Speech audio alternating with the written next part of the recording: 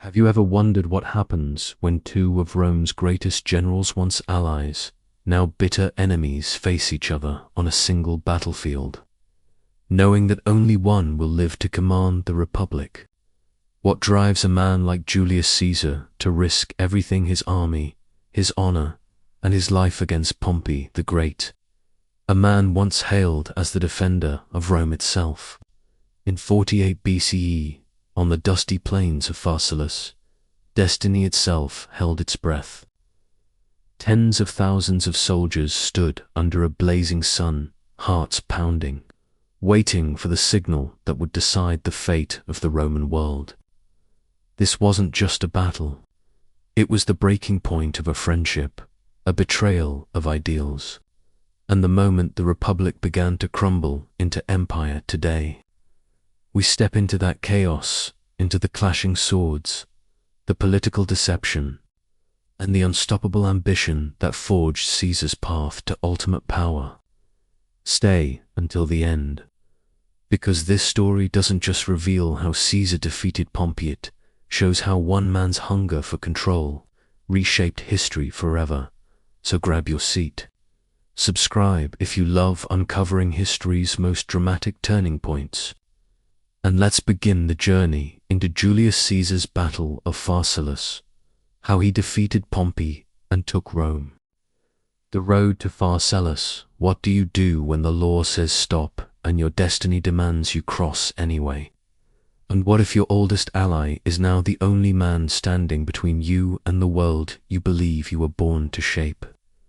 A winter wind hissed over the Rubicon as a single legion's standards trembled in the dark. Caesar sat his horse in silence, the river muttering like a judge. Behind him, the soldiers held their breath, because every hoof step forward would be treason. He had asked himself the one question that cuts a life in two: stay as once promised citizen, or step as inevitable conqueror. When he nudged his mount and the water lapped at the fetlocks, the world tilted. He crossed, not as a fugitive, but as a man who had chosen his fate. The news raced ahead of him faster than any courier. Caesar has come with his legion. Caesar is coming to Rome. Pompey heard it in the Senate's marble glare, the sound arriving like a rumor that refuses to remain a rumor. He had been first among equals, the shield of the Republic, the general whose triumphs had watered Rome with laurels. He had also once been Caesar's friend, bound by marriage and victories. Now the city loved him best as a promise of safety, the one who could stand between Rome and the hurricane. Senators turned to him with pleading eyes. He looked down at his hands and found them steady, but in his chest he felt the tug of memory. Banquets with Caesar, laughter over shared spoils, the easy camaraderie of men who had stood above the world together. Then he gave the order to withdraw. Rome did not collapse. It emptied. Carts groaned under the weight of the Republic's final illusions. The senators carried account books, family heirlooms, and fragile dignity. Pompey did not intend to yield forever. He yielded to the strategy of time. He would gather legions in the east, draw on the wealth of provinces where his name opened granaries and armories. He would make the sea his wall and the distance his ally. Caesar could have the winter shadows of abandoned forums. Pompey would have the spring. Did you know that when Caesar walked into Rome, he did not plunder its temple vaults like a barbarian at a bonfire, but rather calculated what money would unfreeze the gears of war without burning the house? He smiled at the people, pardoned those who had denounced him, and spoke of order. Yet every gesture hummed with the danger of a lyre string stretched too tight. He marched south, then west, then back again, moving like a man trying doors in a darkened villa, testing hinges, listening for the click that meant opportunity. Across the Adriatic, Pompey called banners. He had numbers, ships, and allies who still believed the Republic could be saved by force of well-cut togas and well-fed estates. He was not cruel with his recruits. He was distant. That was his strength and his flaw. Men followed him because he had been Pompey the Great. They did not feel him in their bones the way Caesar's soldiers did. Those men who would joke with their general as if he were a favored uncle and then, moments later, slam their shields and die at his word. One army was large, the other was a living thing. Caesar knew that time favored Pompey. He gathered what ships he could and sailed into a night sea toward Epirus, a handful of legions wrapped in hunger and hope. The Adriatic did not welcome him. Storms bared their teeth, and Caesar's fleet scattered like frightened gulls. But dawn found him standing on a wind-carved shore, cloak-soaked, eyes bright, as if shipwreck and landing were the same word. His men laughed, because when he laughed, first, fear became a story they would tell later, not a current under their feet. They were too few, underfed, and far from Rome. Pompey watched from Dyrrhachium behind a net of fortifications and trenches, the master with more moves than he felt free to play.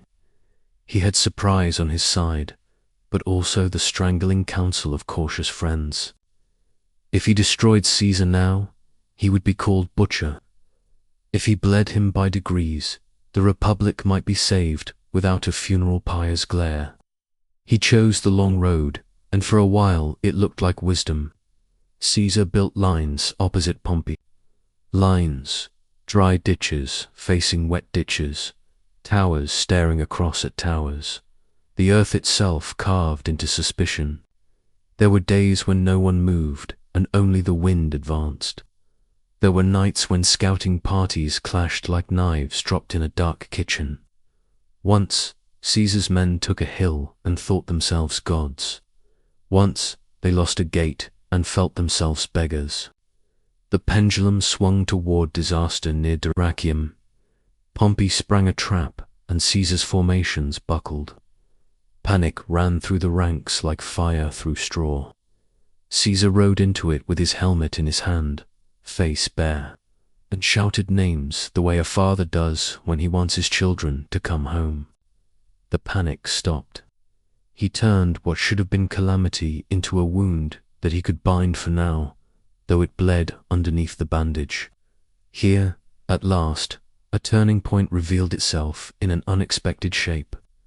Pompey, the cautious victor, did not chase the route to its end. He halted to consolidate, to count, to ensure the narrative remained respectable. He spared Caesar's pride and, without knowing it, spared Caesar's life. Caesar, who was supposed to be finished, slipped away through dust and stubbornness. He was not invincible, but he was inexhaustible. They moved inland. Villagers held their breath as the two armies ghosted past wheat fields and orchards. Every well became strategic, every hillside a rumor of ambush. When the sun leaned toward afternoon, Caesar would walk the camps, speaking softly to men whose sandals were almost dust. He said their names again. He remembered the joke a centurion had made in Gaul years ago, repeated it, and made it fresh. He promised pay he did not yet possess and land that existed only in the space between sentence and silence.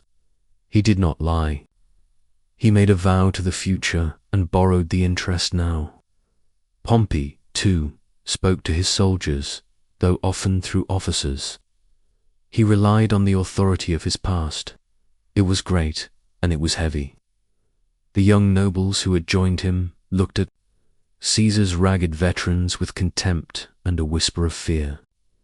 They preferred the clean conclusion, the easy triumph to be carried back to Rome like a well-packed trunk. The longer the campaign stretched, the more their laughter sounded like teeth chattering. And so they came to Thessaly, to a plain that held no shrines save the sky and no judge but the dust. Pharsalus was a name most men had barely heard before that summer. It would be a name schoolboys would mouth 2,000 years later, testing the taste of it like a strange fruit. Caesar looked over the ground and saw something an ordinary eye could miss, slight undulations that could shelter a surprise, wind patterns that would carry dust in the faces of men who had never fought in dust. He formed the picture in his head the way a sculptor sees the statue inside the block. There was a rumor in camp that night that Caesar slept easily. Whether true or not, his men needed to believe it. He went tent to tent, paused to accept it, crust of bread, drank water that tasted of tin from a soldier's cup, and said that tomorrow they would see their homes by walking through the enemy to get there. A murmur rose, low and warm, the sound of men placing their fear into someone else's keeping. Pompey's council that night glowed with lamplight and words. Some urged immediate battle, their mouths quick with certainty. Others counseled patience, as if time were a beast Pompey had already bridled. The general listened, face unreadable. At last he spoke. They would fight, but they would not charge. Let Caesar's famished veterans cross the open ground. Let them tire themselves, beating their hearts against a wall that would not move. Then, at the last, Pompey's horsemen would sweep the flank like a scythe through ripened grain. It was a plan that trembled with confidence. It was also a plan that assumed the man across the plain would be the same man he had been yesterday. Dawn bled into gold. Larks spiraled up, oblivious to empires. Caesar arranged his legions in their old familiar 3 lines. But beneath the familiar, he threaded a quiet deviation, a 4th line hidden in intimacy with the ground and the dust. He had studied Pompey as a friend and an enemy. He knew where the scythe would swing. He whispered to the chosen men of that unseen line that they would not throw their javelins in the usual way. They would aim where pride lives and momentum begins, at the faces of cavalry that had never met eyes with danger at such close range. Across the field, Pompey's cavalry shone like a promise kept. Senators sat their horses in embossed armor, as if the Republic itself had chosen a breed. Trumpets called, precious and cold. Pompey lifted his hand and, with it, the restraint of months. He signaled his army to stand still. Caesar's standards dipped. The veterans moved forward, not running, not crawling, but at that pace of men who have counted every step before they take it. Their sandals thudded a low drum into the earth. Dust rose, drifted, and gathered in Pompey's chosen direction. There is a moment in every story worth telling when everyone believes they know the ending. As Caesar's line advanced into a wall that did not advance to meet it, a ripple of triumph passed through Pompey's officers. They could taste the parade, the rehearsed speeches, the return to a Rome that would love them again. They began to lean into tomorrow. Then the wind shifted. It was a small thing, no bigger than a breath. Dust curled and hesitated, then flowed sideways, a brown river refusing its channel. Caesar looked up and smiled with the kind of relief that never reaches the mouth. He raised his arm. The first line halted, as if he had pressed a palm against its chest. In that pause, so brief it was almost a stutter in time, the unseen 4th line lifted their shields and tightened their grips. Pompey's cavalry shouted, and began to wheel for the blow that would decide the day. And just before the impact, with the sun turning the dust to fire, Caesar gave a quiet order that none beyond a circle of men could hear. An order that would drive javelins not at body, but at certainty itself. The field held its breath, as if history itself were about to blink. The clash of destiny. What if a single command, spoken in the noise of battle, could unmake a legend? What if the fate of Rome itself could pivot on a few heartbeats of hesitation? Caesar's voice cut through the thunder like a blade through silk. His fourth line surged forward, the hidden reserve that Pompey had never imagined. Their javelins arced through the dust, flashing silver before sinking into the cavalry's ranks, not at the chest or the shoulder, but at the faces. Horses screamed, blinded and maddened, their riders thrown in chaos. The proud equestrians of Rome's nobility, men who had expected an easy sweep, found themselves clawing for control. Shields fell, swords clattered, and panic rippled through the gilded ranks. Pompey watched from his vantage point, at first confident, then confused. This wasn't supposed to happen. His cavalry, his most powerful weapon, was recoiling, breaking apart like surf against rock. He had ordered his infantry to stand still, to hold the line, to let the enemy waste their strength. But now, with the horsemen in flight, his flank lay bare. Caesar saw it instantly. He spurred his horse, shouting for his legions to press the advantage. The veterans, seasoned in a dozen campaigns, didn't need a second command. They advanced with the terrible calm of experience, shields locked, glaive stabbing in perfect rhythm. Pompey's left wing began to buckle. The air turned thick with dust and screams, the ground slippery with blood. Men fell without knowing whose sword had struck them. In that chaos, Caesar was everywhere. His crimson cloak whipped through the hazer banner of living fire. "Push forward," he cried, his voice a storm that carried over the clash of iron. "Victory is ours." And the men believed it, because Caesar believed it first. Pompey tried to rally his troops, sending messengers racing along the line, shouting orders that dissolved into noise. His men still fought bravely, but the pulse of unity was gone. The disciplined rhythm of Caesar's veterans met the uncertain heartbeats of Pompey's legions, and the rhythm won. The field that had begun as equal ground tilted like a table, one side rising, one side falling.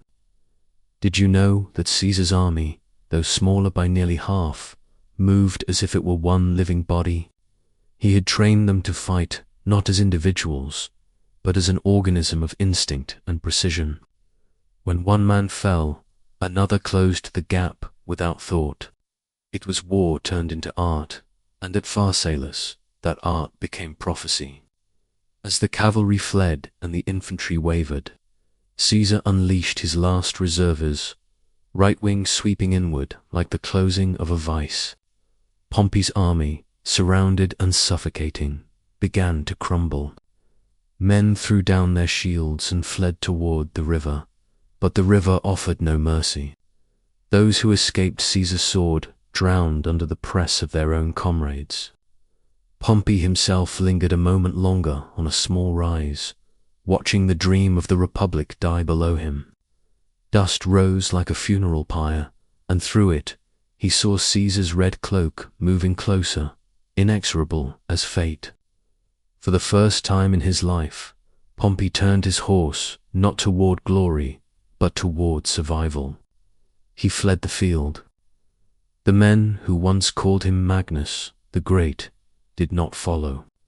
Some never saw him go. Others saw and pretended not to. His chariot of triumph had become a trail of dust fading toward the sea. Caesar dismounted as the fighting ebbed, walking among the corpses. His face was calm but unreadable. These were Romans, his brothers, his rivals, his fellow citizens, and he had killed them. He ordered his men to spare those who surrendered, not out of mercy but necessity. "Enough blood," he said quietly. "Rome has bled enough." Yet beneath that calm, something darker pulsed. He had won not just a battle, but the right to rewrite Rome itself. The Republic, for all its centuries of pride, had bent before a single man's will. That night, fires burned across the plain. Caesar sat alone in his tent, maps spread before him, the the silence heavier than any triumphal cheer. Outside, soldiers celebrated, singing songs of their victory. But Caesar's thoughts were already across the sea. Pompey had escaped. He knew the old general would not rest until he found new allies, new armies. The war was not over, it had only changed shape. In the distance, thunder rolled over the hills, though the sky was clear. Caesar looked up, listening. It sounded, he thought, like drums, like footsteps of ghosts. He rose and walked to the tent's edge, where the wind carried the smell of iron and ash. "Pompey," he murmured to the darkness, "where will you run now?" In far-off Egypt, a young king and a queen waited two siblings, locked in their own civil war. And between them, the survivor of Pharsalus would soon step ashore, carrying both pride and desperation. Caesar did not yet know it, but his victory had lit a fuse that would carry him not home, but deeper into the labyrinth of destiny. The Republic was dying, but what would rise from its ashes, the man, the empire, or the myth? The sea whispered its answer in waves of silver light.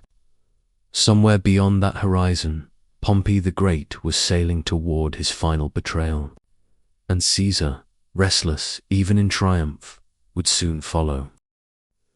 The fall of Pompey. What happens when the greatest general of the age becomes a fugitive in the very world he once ruled? What does a man see when he looks into the mirror of defeat and finds not reflection, but prophecy? The sea off Egypt was too calm, too quiet.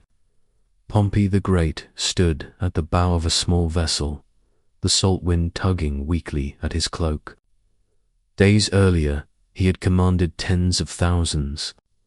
Now he commanded only silence.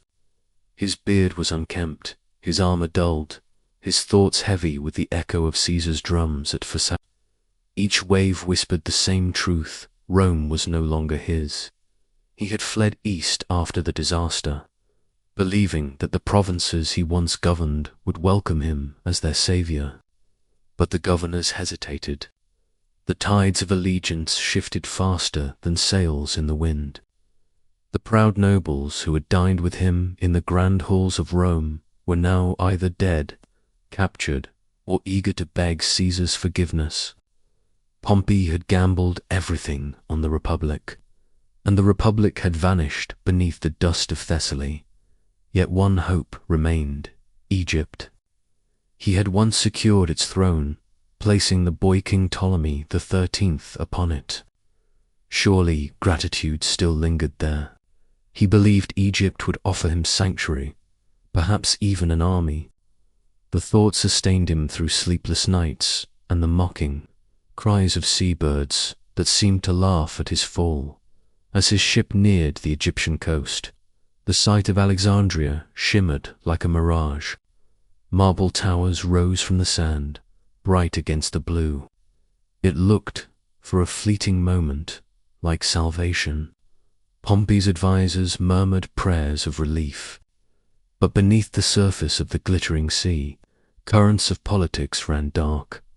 The young Ptolemy was no longer the child Pompey remembered. Egypt was split by its own civil war. Ptolemy against his sister, the formidable Cleopatra. The court was a nest of vipers, where every decision was weighed in gold and fear. When word reached the Pharaoh's council that Pompey the Great approached their shores, the ministers saw opportunity wrapped in danger. What should we do? One asked, welcome him and anger Caesar, or turn him away and invite his vengeance. The decision fell to a young advisor named Theodotus, cunning beyond his years. Neither, he said. We will offer him a welcome he cannot refuse. And so, as Pompey's ship dropped anchor off Pelusium, a small boat rowed out from the Egyptian shore. In it sat 3 men, a Roman deserter, an Egyptian general, and a silent oarsman. They waved and called out words of friendship. Pompey's companions grew uneasy, sensing the tremor beneath the calm. His wife Cornelia clutched his arm. "Do not go," she whispered. "You don't know these men." Pompey forced a faint smile. "They are friends," he said. "I have known Egypt since before that boy king could walk." He stepped into the boat. The waves rocked softly, as if trying to warn him. The shore seemed both close and endless. He turned once, lifting his hand in farewell to Cornelia. She watched, her heart pounding in dread that had no name. As the boat scraped against the sand, Pompey rose, straightened his cloak, and extended his hand to his hosts. In that instant, without a word, one of the men drew a dagger and drove it deep into his side. Pompey gasped, more in disbelief than pain. He fell forward into the surf, his blood mingling with the tide. The sea that had carried his dreams away now received him completely. On the ship, Cornelia screamed as the scene unfolded in silence too far to stop. The men left his body where it lay, head severed as an offering to Caesar. The news reached Caesar days later, carried by trembling envoys who hoped their message would please him. But the conqueror who had chased Pompey across continents did not smile. He listened in silence, then turned his gaze to the horizon. "You have ended what was mine to end," he said softly. He was a Roman.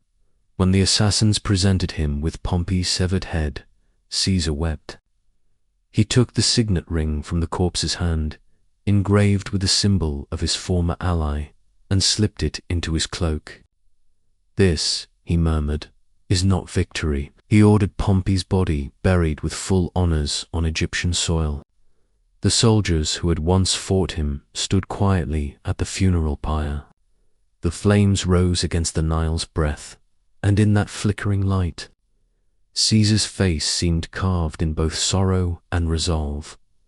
That night, as the fire died and the stars emerged, he walked alone along the shore. He had won the war. Pompey was gone. The Senate was broken. And yet, as he stared into the black water, he felt no peace only, the echo of a question. If power is pursued to bring order, what happens when the pursuit itself becomes the order? Behind him, Egypt's torches flickered like watching eyes. He knew that even here, far from Rome, the game of power was never over. Cleopatra waited within the palace walls, watching this new Roman with a mixture of fear and fascination. She knew that if she could win Caesar, she might win Egypt, and Caesar, lonely, restless, and haunted by what he'd lost, would soon find in her not just an ally, but a mirror. The tide washed over Pompey's ashes and withdrew. History had closed one chapter, but the fire it left behind was already lighting another, because what awaited Caesar in the palace of Alexandria would test not his sword, but his heart.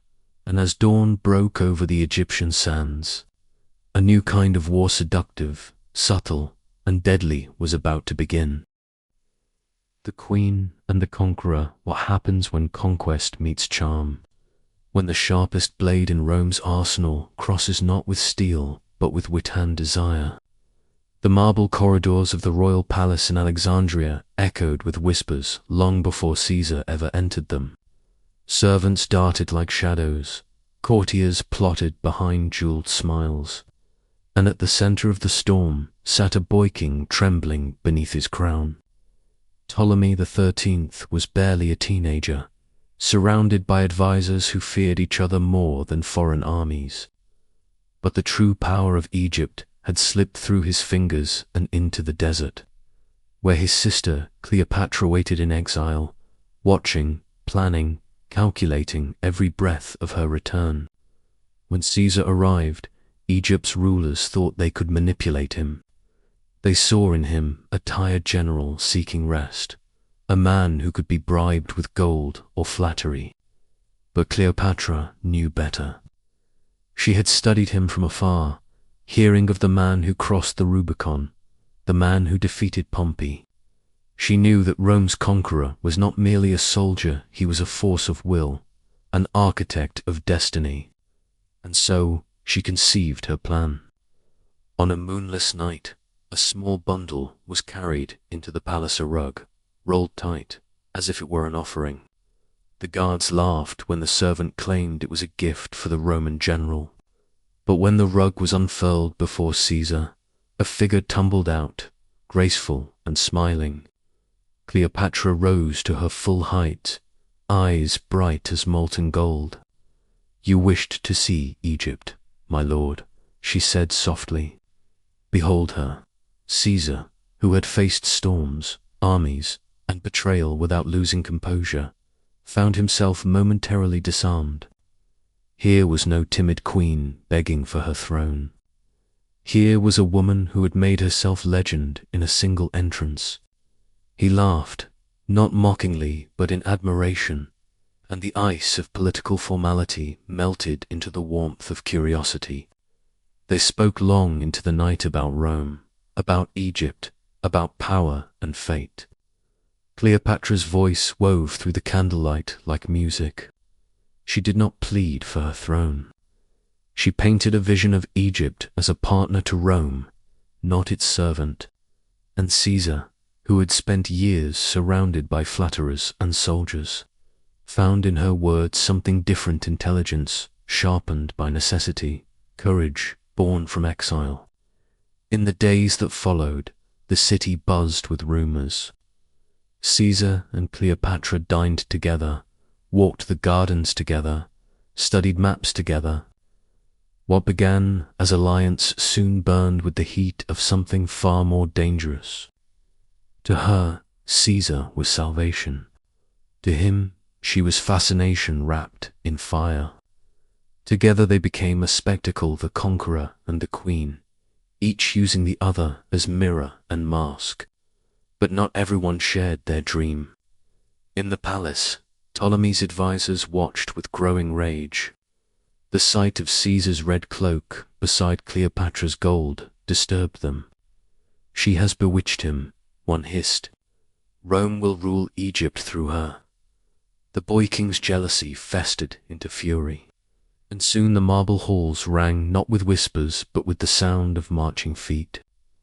Caesar found himself in the heart of a new war, smaller in scale than Pharsalus, but no less deadly.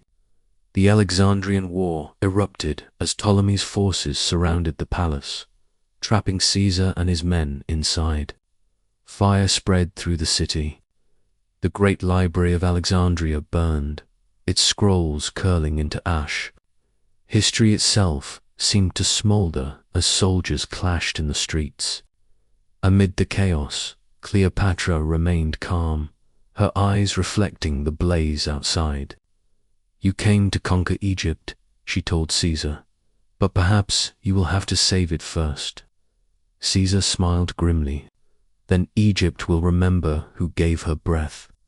For months they held the palace, rationing food, repelling assaults, and sending desperate messages across the sea for reinforcements. Every night, Cleopatra and Caesar stood on the balcony watching the fires consume the horizon. "If we survive this," he said once, "Rome will never forget your courage. And if we do not?" She asked. "Then they will still speak your name," he replied, "but mine will be only an echo beside it." Finally, in the spring, help arrived. Roman ships sailed into the harbor, their sails white against the smoke. Caesar led the counterattack himself, plunging into the fight with the ferocity that had become legend. The streets ran red, again not with the blood of Romans, but with that of Egyptians loyal to the boy king. Ptolemy's forces broke under the weight of Roman discipline and Cleopatra's cunning. In the final clash near the Nile, Ptolemy's ship capsized under the press of retreating men. The boy who had tried to command an empire drowned in the river that had birthed his kingdom. When the news reached Caesar, he said nothing. Only the soft rush of the Nile answered him, as if the gods had already passed their judgment. And so Cleopatra was restored to her throne, now as Caesar's alliand, though Rome would whisper it for years, his lover. She bore him a son, Caesarion, the child who would be called the son of Jupiter, the bridge between empire and desert. Together they stood on the palace balcony, overlooking Alexandria reborn, the smoke cleared, the horizon bright once more. But Caesar's gaze turned westward, toward Rome. "I have won Egypt," he said quietly. "Now I must win peace." Cleopatra touched his arm. "You cannot have both," she warned. "Rome loves her heroes only until they frighten her." He smiled, though her words cut deep. "Then let them be frightened." As his ships prepared to depart, Cleopatra watched him from the harbor, her veil rippling in the wind. The Queen of Egypt stood radiant and unbroken, yet her eyes followed the crimson sails until they vanished into the blue. Caesar was going home not as a general seeking triumph, but as a ruler ready to reshape the world. He did not know it yet, but in the marble streets of Rome, knives were already being sharpened. And among the men who once shouted his name in glory, shadows had begun to whisper his doom. The return of the king, what if the conqueror who saved Rome was the same man who would destroy it? And what if the cheers that welcomed him home were only thunder before the storm? When Caesar returned to Rome, the city trembled, not in fear, but in awe. It had been years since his foot last touched Italian soil, and in that time he had changed from a general to something far greater. The Senate, stripped of its pride and half its courage, prepared to greet him not as a peer, but as a monarch in everything but name. The people lined the streets, shouting his name until their throats burned. Petals rained from balconies, banners unfurled, and trumpets blared like an omen dressed as celebration. He rode through the city gates, not on a war horse, but on a white chariot wreathed in laurel. Behind him, his soldiers marched in perfect rhythm, the same men who had crossed the Rubicon, survived the storms of Dyrrhachium, and stood unbroken at Pharsalus. They bore standards scorched by battle and faces hardened by destiny. To them, he was not merely Caesar, he was Rome itself, breathing, commanding, eternal. In the forum, he dismounted and raised his hand for silence. The crowd obeyed as if compelled by gravity. "Citizens of Rome," he said, voice steady as marble, "your wars are ended. The Republic lives again." But even as he spoke, everyone knew that the words were illusion.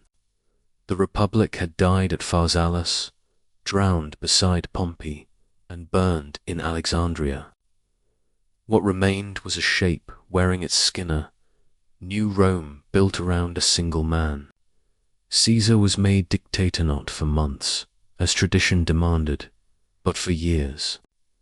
Soon it would be forever. He restructured debts, opened granaries, restored public works. The people loved him for it. Bread-filled bellies, games-filled nights, and statues of his likeness multiplied across the city like reflections in water. But for the men of the Senate, each new honor carved a deeper fear. Did you know that at one triumphal feast, someone placed a crown upon Caesar's brow, and he removed it only to gauge the reaction? The people applauded his modesty, unaware that even refusal could be a kind of test. Among those who watched him most closely was Marcus Junius Brutusa, man torn in two halves, bound by blood to Caesar's kindness and by philosophy to the Republic's ghost. Brutus had fought against him once, had been pardoned, and returned to the Senate under Caesar's protection. "He treats me as a son," Brutus told his friends. Yet, at night, when he walked the marble corridors, He could almost hear Pompey's voice whispering from the ashes. Rome is not a throne. Caesar moved through his final year with the serenity of a man who believed himself untouchable. He planned vast campaigns into Parthia, dreaming of conquests that would outshine even Alexander. Cleopatra's letters still reached him from Egypt, words of devotion and warning, but his eyes were fixed eastward. Once I have secured the world, he told his generals, I will have time for peace. But peace was the one thing the Senate could not give him. The whispers had become meetings. The meetings had become oaths. And the oaths, at last, became daggers hidden beneath robes. Cassius, lean and bitter, fanned the embers. He means to be king, he hissed to Brutus. Do you not see it? The Senate kneels. The people shout his name as if it were a prayer. Shall we bow to? Brutus said nothing. But when he lay in bed that night, his dreams were filled with rivers of blood running through the forum, and Caesar's voice calling from the other shore, not in anger, but in sorrow. The day of the Senate meeting dawned clear and golden. Caesar was warned not to go. His wife Calpurnia had dreamed of a statue bleeding from 100 wounds, of Romans washing their hands in crimson, but he laughed it away.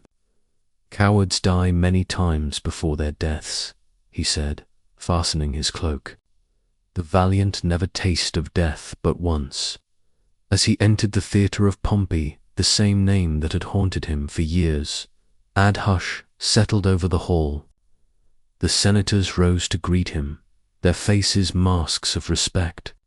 He smiled, walked to his chair, and sat. For a heartbeat, everything was still. Then Tullius Cimber stepped forward, clutching a petition. For my brother's pardon, Caesar, he said. Caesar waved a hand. We will discuss it later. Cimber seized his cloak instead. Now, Caesar. The fabric tore. Caesar frowned and, in that instant, the knives flashed. Cassius struck first, the blade biting into flesh. Then another. Then another. The Senate erupted into chaos. Caesar staggered back, arms raised in disbelief. This is violence, he gasped. This is madness. He tried to flee, but found himself hemmed in by those he had called friends. Steel glinted under every robe, and then, through the blur of motion and pain, he saw Brutus. For a moment, everything else disappeared. The shouting, the blood, the echo of footsteps. Only the two of them remained, bound by years of loyalty and betrayal. Caesar's eyes softened, as though he finally understood the shape of his own fate. Et2, brute. He whispered not as accusation, but as heartbreak. Brutus's hand trembled, but the dagger did not stop. When it was done, Caesar fell at the foot of Pompey's statue, the blood pooling where his rival's shadow once lay. It was as if history itself had closed a circle it had drawn years before. Outside, the city was still unaware. The crowd awaited their leader, expecting new decrees, new festivals, new bread.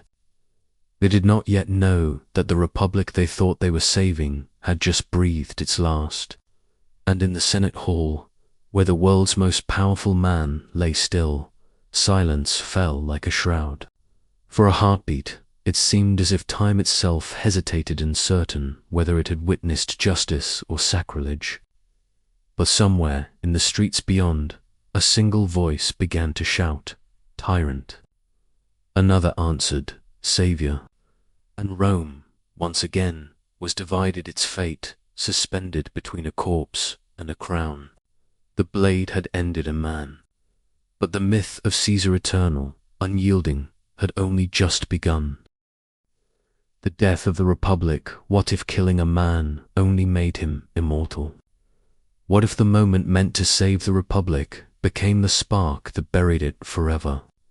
The Ides of March hung heavy over Rome like a wound that refused to close.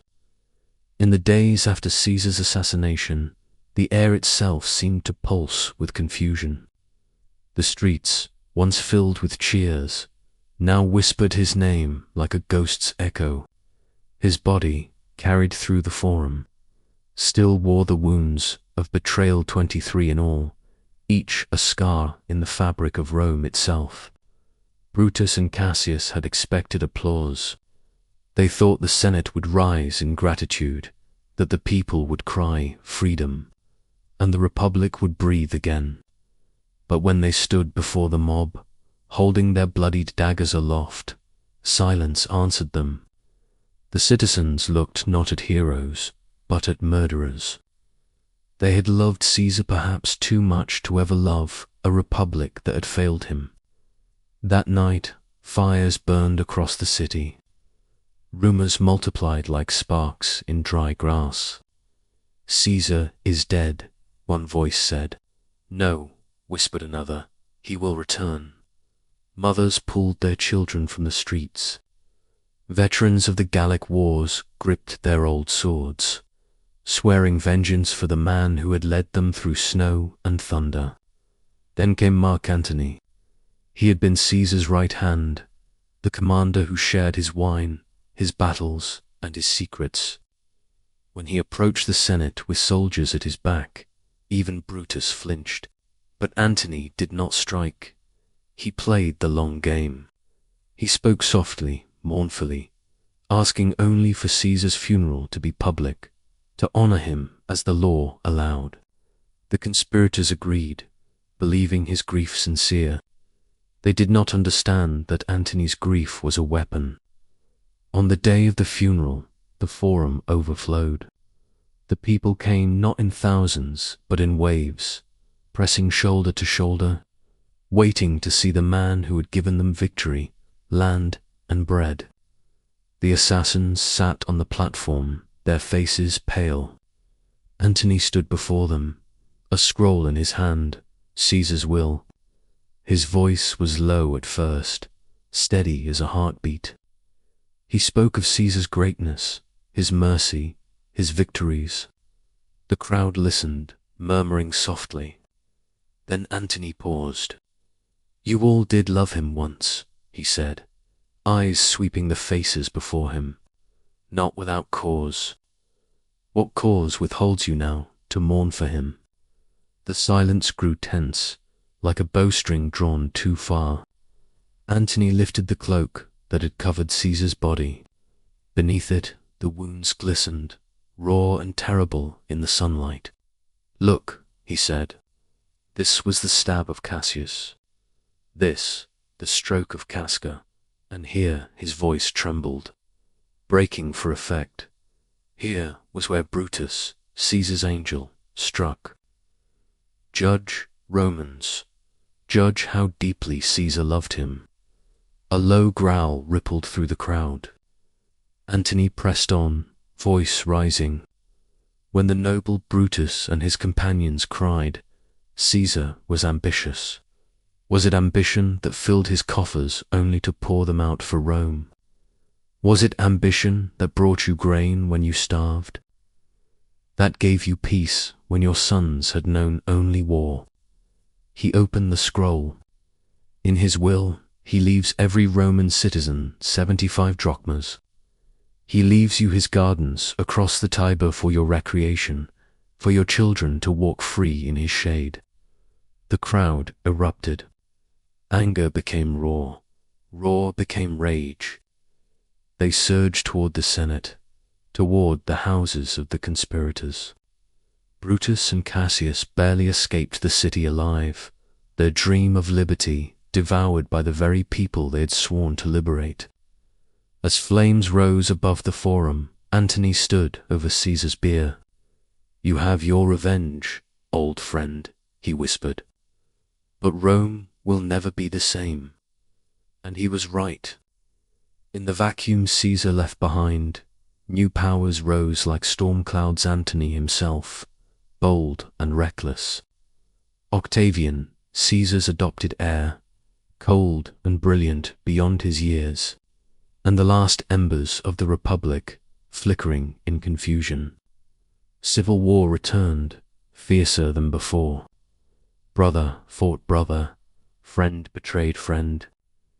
At Philippi, the ghosts of Caesar and Pompey seemed to watch as Brutus and Cassius fell upon their own swords, their noble blood soaking into a land already drenched in it. The Republic that had stood for 500 years died quietly, there not with applause or decree, but with exhaustion. From its bones, an empire rose. Octavian became Augustus, the first emperor of Rome. The Senate became a shadow. The people, content with bread and games, forgot the taste of freedom. And Caesar dead, burned, and gone became a god. Temples were raised in his name. His image was stamped on coins, his name spoken in prayers. The man who had refused a crown was crowned by eternity. Have you ever wondered how a republic becomes an empire? It does not happen in a single day or with a single sword. It happens when men decide that safety is worth more than liberty, when fear outweighs faith, and when power no longer belongs to the many but to the one who dares to seize it. On the Ides of March, they killed Caesar the man. But Caesar, the idea, the vision of order born from chaos, never died. It marched onward through centuries, through emperors, through the very veins of history. Even now, the story of Julius Caesar lives wherever ambition meets destiny, wherever loyalty and betrayal walk side by side. Because the question that began at the Rubicon still whispers through time. When a man becomes greater than his republic does he save it, or end it forever?